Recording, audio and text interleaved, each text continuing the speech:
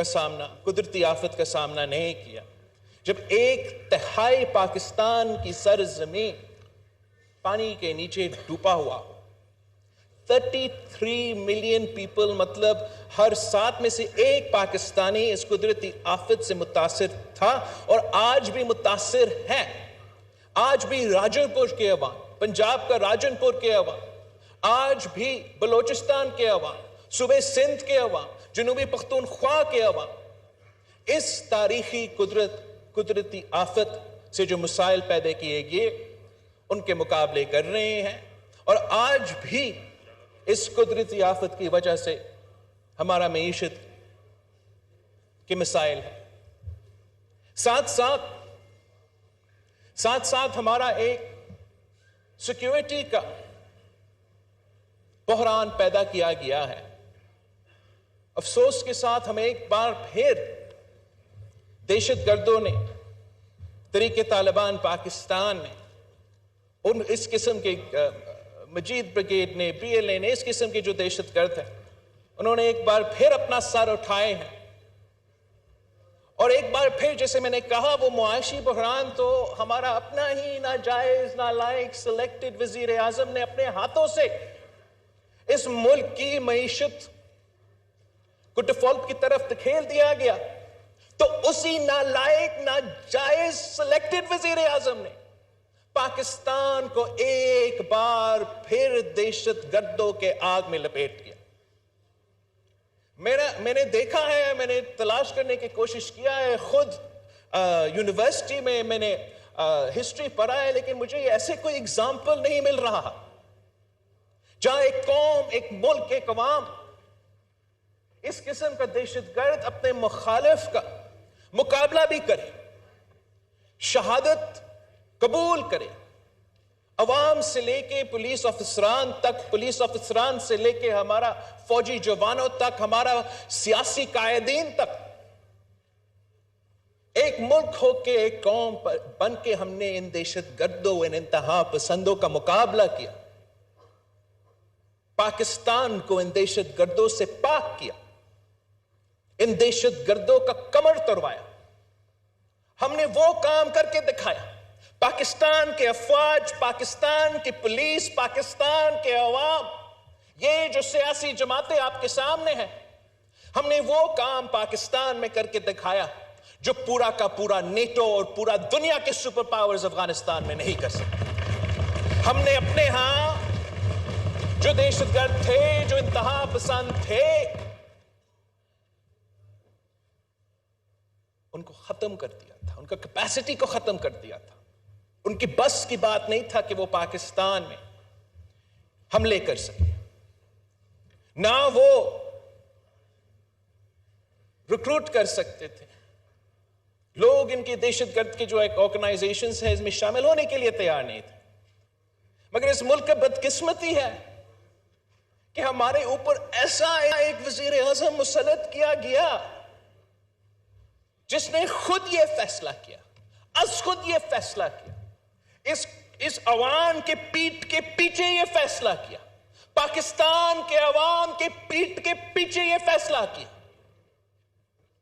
کہ وہ معاف کریں گے ان دہشت گردوں کو جنہوں نے APS پہ حملہ کر کے بچوں کو شہید کر دیا تھا، جنہوں نے پاکستان کے ہر صوبوں کے عوام کے خون کے ساتھ 10 سال وہ ہولی کھیل رہے تھے۔ اس قسم کے دہشت گردوں کو اس نالائق سلیکٹڈ وزیر اعظم نے معاف کیا، جیل سے رہا کروایا، جو ہزاروں کی تعداد میں افغانستان میں رہ رہے تھے، بس رہے تھے، ان کو اٹھا کے ہمارے ہاں پختونخوا میں، سابق قبائلی علاقوں میں، اور وہ قبائلی علاقوں کے عوام نے دہشت گردوں کو شکست دلوایا تھا۔ جس بہادری کے ساتھ، جس غیرت کے ساتھ قبائلی علاقوں کے عوام نے ان دہشت گردوں کے آنکھوں میں آنکھیں ڈال کر مقابلہ کیا، تاریخ میں ایسے کوئی مسائل نہیں ملتا۔ جناب اسپیکر، افسوس کی بات ہے کہ ماضی میں اس ملک کے حکمرانوں نے انہی قبائلی علاقوں میں یہ دہشت گردوں کو مسلط کیا تھا. اور جب انہوں نے بہادری کے ساتھ ان کا مقابلہ کر کے ہروایا، شہادتیں قبول کی، قبائلی علاقوں میں ترقی آنا شروع ہو رہا تھا، تو اسی وقت ایک بار پھر ایک نالائق ناجائز سلیکٹڈ وزیر اعظم نے ان دہشت گردوں کو، ان انتہا پسندوں کو افغانستان سے بھی اٹھا کے ہمارے قبائلی علاقوں میں بسانے شروع کر دیے. تو آج اگر پاکستان ایک معاشی بحران کا سامنا کر رہا ہے تو اس معاشی بحران کے پیچھے ایک سلیکٹڈ وزیر اعظم ہے. اور اگر آج پاکستان ایک بار پھر دہشت گردوں کا سامنا کر رہا ہے، ایک سیکیورٹی کا بحران کا سامنا کر رہا ہے، تو اس کا بھی پیچھے ایک سلیکٹڈ وزیر اعظم ہے. جناب اسپیکر، ہم ایک جمہوری بحران کا بھی سامنا کر رہا ہے. ہم نے پاکستان کی سیاسی جماعتوں نے، پاکستان کے سیاسی کارکن نے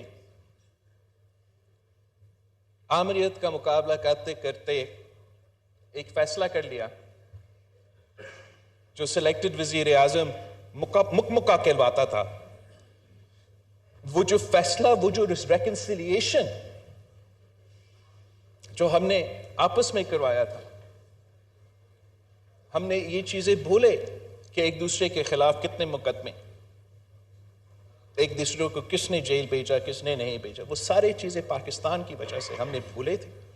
اور ایک ایسا کنسنسس لے کر آیا، ایک جمہوری کنسنسس لے کر آیا کہ پہلی بار پاکستان کی جمہوریت چل پڑا. پہلی بار اس ملک میں میری زندگی میں سیاسی سٹیبلٹی نظر آنا شروع ہو گیا. اور پہلی دفعہ اس سیاسی سٹیبلٹی کی وجہ سے، ہمارا جمہوریت بحال کروانے کی وجہ سے، اس ملک نے معاشی ترقی کرنا شروع کر دیا. سی پیک جیسے منصوبہ گوادر سے لے کے ہمارے پہاڑوں تک ایک ایسا ترقی کا، ایک ایسے معاشی ترقی کا دور شروع ہو گیا جو پاکستان کی تاریخ میں نہیں ملتا. مگر جیسے ہی ہم نے وہ چارٹر آف ڈیموکریسی سائن کیا، جمہوریت کو بحال کیا، اور اسی چارٹر آف ڈیموکریسی کی وجہ سے 1973 بحال کیا 18ویں ترمیم کی صورت میں، اسی چارٹر آف ڈیموکریسی کی وجہ سے ہم نے NFC ایوارڈ دلوایا، صوبوں کو ان کو حق دلوایا، پختونخوا کو ان کو شناخت دلوایا، صوبوں کو ان کو اپنے وسائل کے مالک بنائے. مگر جیسے ہی ہم نے یہ چارٹر آف ڈیموکریسی سائن کیا تھا تو اسی وقت جو غیر سیاسی بھی لیکن خاص طور پہ غیر جمہوری قوتیں ہیں، انہوں نے ایک ہائیبریڈ جنگ شروع کیا تھا. ایک ہائیبریڈ جنگ جمہوریت کے خلاف، اس سیاسی کنسنسس کے خلاف، چارٹر آف ڈیموکریسی کے خلاف، یہ سیاسی جماعتوں کے خلاف. اور یہ جو حملہ تھا یہ ہر طرف سے ہو رہا تھا، میڈیا کے تھرو بھی ہو رہا تھا، کردار کشی کروایا گیا. ایک ایک چن کے ہر سیاسی لیڈر جو اس ملک کا ہے، ایک ایک کا چناؤ کیا گیا، میڈیا کے تھرو ان کا کردار کشی کیا گیا. اگر کیسز بنا سکے تو کیسز بنوائیں گے، اگر کیسز نہ بھی بنا سکے تو میڈیا کے تھرو ایسا سیاسی کردار کشی کروایا گیا. اور ان کا مقصد یہ تھا کہ پاکستان کے عوام کا اعتماد نہ صرف ان سیاسی قیادت سے اٹھ جائے، مگر الٹیمیٹلی اس عوام سے اٹھ جائے، اس جمہوریت سے اٹھ جائے. ساتھ ساتھ ہمیں سب یاد ہے اور ہمیں اس بات سے ڈرنا نہیں چاہیے، اب جو بحران ہمارے سامنے پیدا ہوا ہے اس کا ذمہ دار کون ہے؟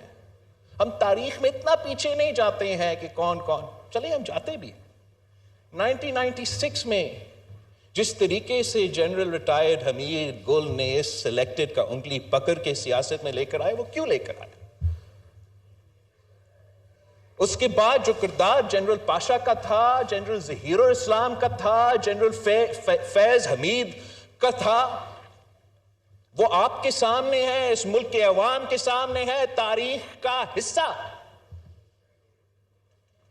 وہ بھی اس جمہوری اتحاد کے خلاف، ایک سیاسی کنسنسس کے خلاف، اس 18ویں ترمیم کے خلاف، اس جمہوریت کے خلاف ایک گٹ چوٹ تھا جو اس ہائیبرڈ جنگ میں شامل تھے، کسی اور کے خلاف نہیں، اپنے ملک میں 18ویں ترمیم، ہمارا فیڈریشن کے خلاف، ہمارا جمہوریت کے خلاف یہ لوگ شامل تھے جناب اسپیکر۔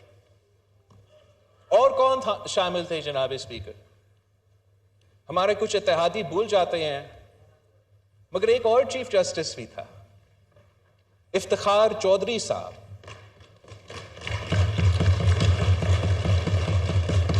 اس نے تو اس روایت کی بنیاد ڈالا، اس نے جو چیف جسٹس کا آمریت ہے سپریم کورٹ میں قائم کیا تو افتخار چودھری نے قائم کیا، جو آج آنریبل ججز کہتے ہیں کہ the monopoly of the chief justice، وہ تو monopoly قائم کیا تو چیف جسٹس افتخاری نے قائم کروایا، اور وہ بھی اسی ہائیبرڈ جنگ میں شامل تھا جو شروع تو پیپلز پارٹی سے ہوئے، مگر مقصد ہم نہیں تھے، مقصد وہ چارٹر آف ڈیموکریسی کو ختم کرنے تھا، مقصد وہ 18ویں ترمیم کو ختم کروانا تھا، مقصد وہ جمہوریت کو بدنام کرنا تھا، اور یہ ہائیبرڈ جنگ میں ایک ہائیبرڈ نظام میں قائم ہونا تھا۔ ایک کانسٹنٹ ہے جناب اسپیکر، چیف جسٹسز تو تبدیل ہوتے رہے، پاشا آیا، ظہیر آیا، فیض آیا، چلا گیا، مگر ایک کانسٹنٹ ہے۔ وہ کانسٹنٹ کون ہے؟ وہ کانسٹنٹ کون ہے جناب اسپیکر؟ وہ عمران خان نیازی ہے۔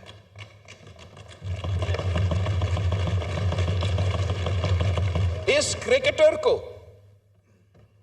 کرکٹر کو ہمارا اسٹیبلشمنٹ نے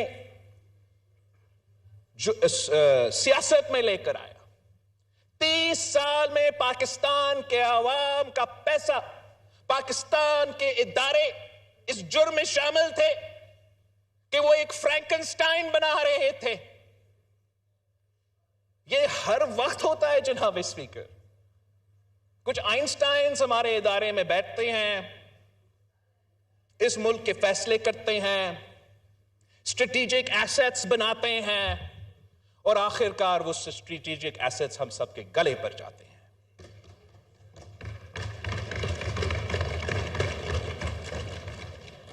سوال ہے جناب اسپیکر کہ ہم نے کرنا کیا ہے؟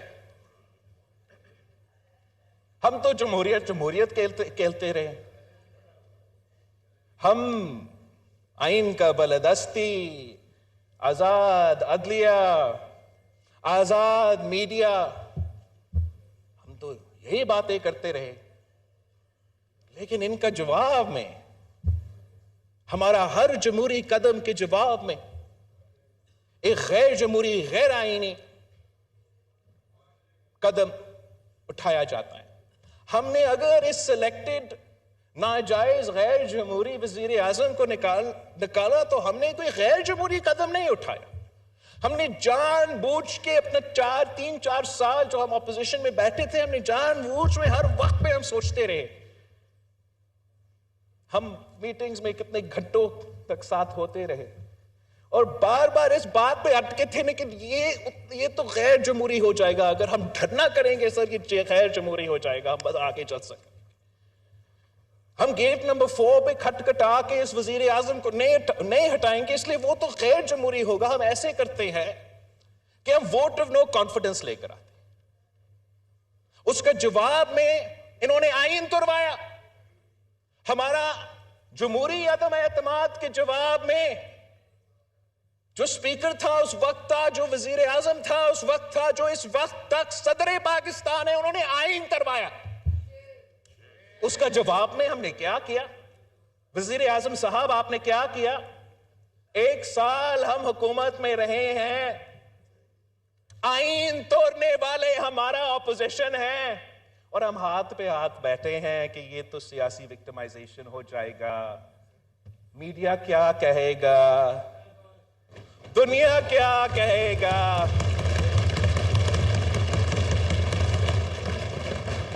وزیر اعظم صاحب، اگر آئین توڑا گیا تو آپ کو کیس فائل کرنا چاہیے. اگر تو قانون توڑوایا گیا تو کیس فائل کرو. ہم جو بھی یہ سیاسی جماعتیں یہاں بیٹھے ہیں، ہم بہت شریف ہو کے سیاست کرتے ہیں، اور پاکستان پیپلز پارٹی